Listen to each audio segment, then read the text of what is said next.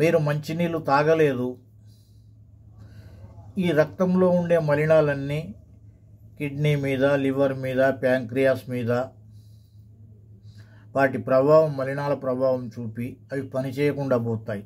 చిన్న పేగులు, పెద్ద పేగులు, పొట్ట, ఇవన్నీ ఈ పని చేయకుండా పోయినప్పుడు రోగాలు ఏర్పడుతూ ఉంటాయి. ఈ ఏర్పడిన రోగాలే మనం మెడిసిన్ తీసుకోవడానికి కారణమవుతుంది. కాబట్టి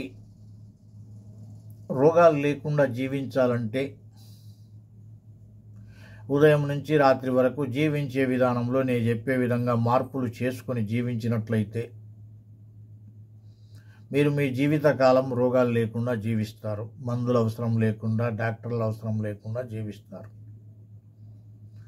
లేదంటే జీవితకాలం మందులు, డాక్టర్లు అవసరం ఉంటుంది, అయినా తగ్గించడం లేదు. కాబట్టి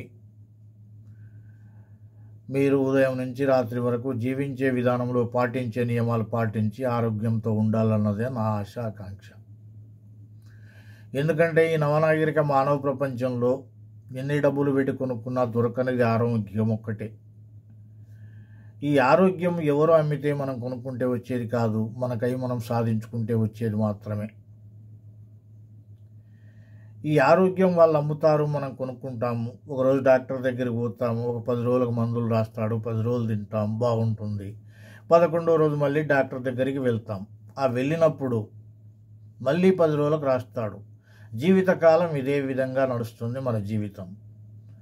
కాబట్టి ఇదే విధంగా నడవకూడదు అనుకుంటే నేను చెప్పే విషయాలు మీరు శ్రద్ధగా విని పాటించినట్లయితే మీకు ఆరోగ్యం వస్తుంది.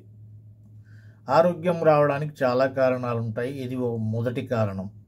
ఇంకా చాలా కారణాలు ఉంటాయి, ఇవన్నీ రోజు ఒక వీడియోలో చెప్తుంటాను నేను. మీరు పాటించి ఆరోగ్యంతో ఉండాలన్నదే నా ఆశ, ఆకాంక్ష.